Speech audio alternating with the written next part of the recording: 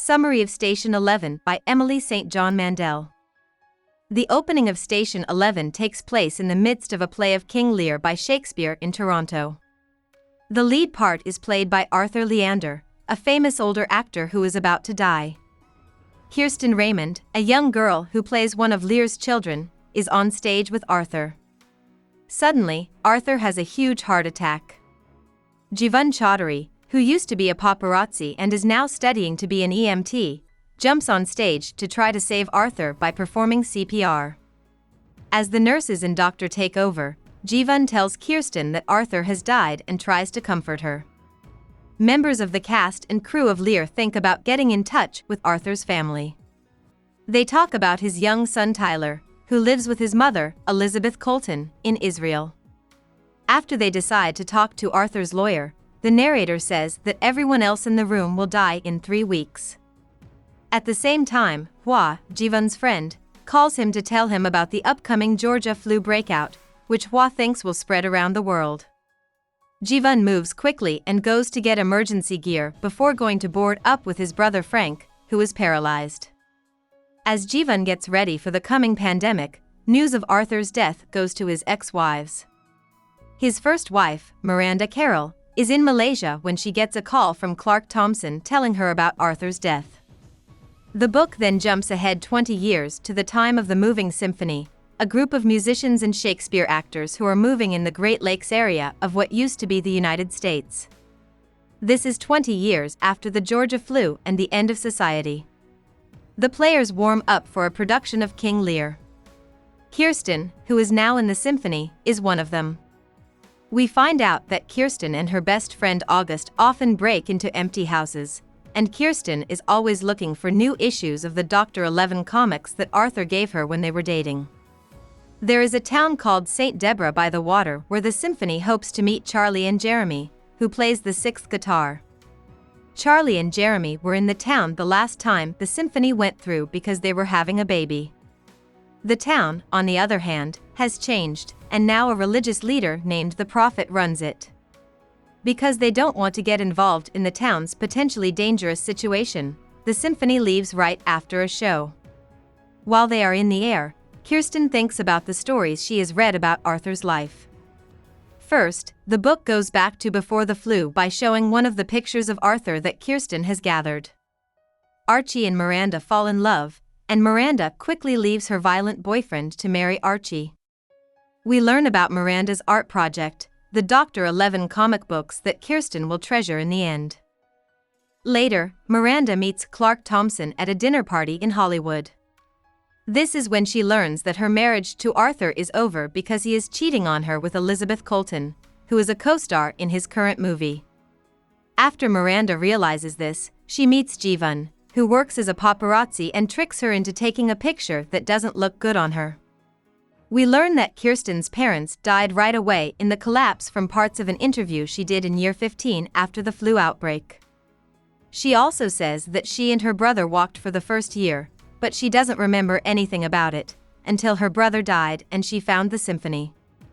In year 20, after running away from the Prophet from St. Deborah by the water, the symphony finds that a young girl named Eleanor has snuck away to avoid being forced to marry the Prophet.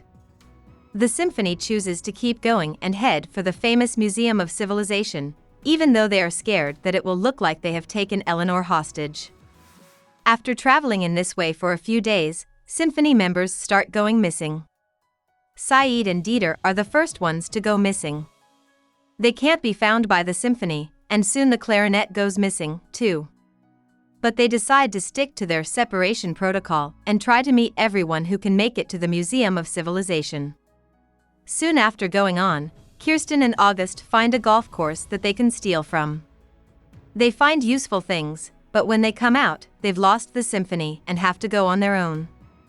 Then they find a house that hasn't been touched yet and find more useful things inside, like new outfits.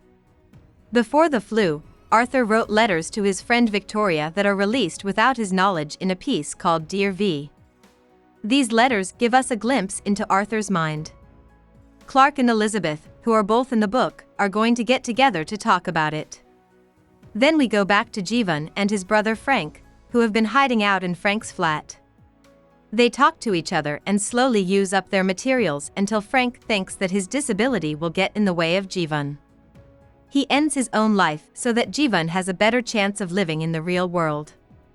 On day 60, Jivan moves out of the room and starts walking. In the end, Jivan works as a doctor in a settlement in what used to be Virginia after the crash. In the days before his death, Arthur calls Miranda to tell her that his father has died and to let her know that Dear V is about to come out. When they meet, Miranda also has a short conversation with young Kirsten. After 2 weeks, Clark calls Miranda to tell her that Arthur has died. Then Clark gets on a plane to go to Toronto. The plane gets stuck early in Severn City, and that's when he sees Elizabeth and Tyler on his flight. In the meantime, Miranda gets the Georgia flu and dies in Malaysia. People who are in the Severn City airport don't know what's going on in the world at first. The flight to Toronto comes in first, and then one more plane lands. This one stops on the runway and is never taken to a gate. Over time, it becomes clear how bad the spread is, and many people, like Clark, Elizabeth, and Tyler, decide to stay in the airport forever and start a community there. Miranda's comic book Dr. 11, which Tyler loves, also ends up in his hands. During the first few hard years, Tyler and Elizabeth become very religious, and in the end, they leave. Clark is in charge of putting together the Museum of Civilization. He collects and stores things from before the crash that don't work anymore. The story then goes back to Kirsten and August, who have been 3 days without the symphony. As they walk, they come across 2 of the Prophet's men and a boy who are keeping Saeed hostage. The 2 guys are killed by Kirsten and August, and the boy runs away. Saeed then tells them that Dieter has died and that the Prophet took the clarinet so that he could trade it for Eleanor. But the clarinet got away, and told the symphony to go in a different direction. The 3 of them keep going to the airport after Saeed tells them what happened, but the Prophet stops them.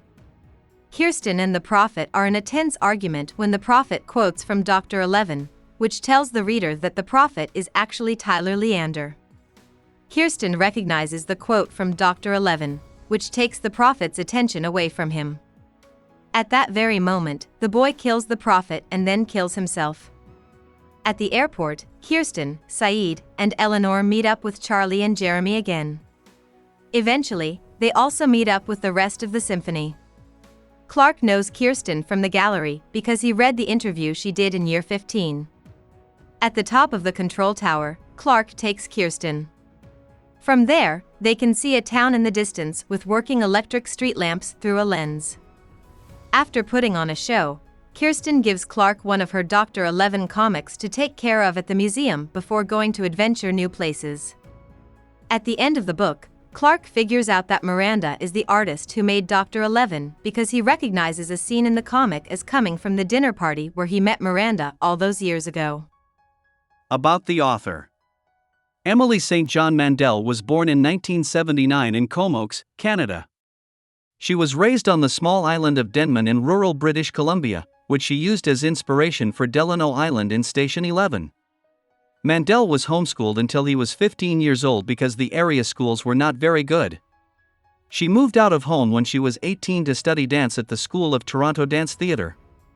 She stayed there until she was in her early 20s, when she chose to try something new and started writing professionally. She wrote Last Night in Montreal, 2009, The Singer's Gun, 2010, and The Lola Quartet, 2012. Mandel's book Station 11 got good reviews, and she lives in New York City. Hope we summarized it fully and you liked it. Please hit the like button and subscribe to our channel so that we are motivated to create more videos.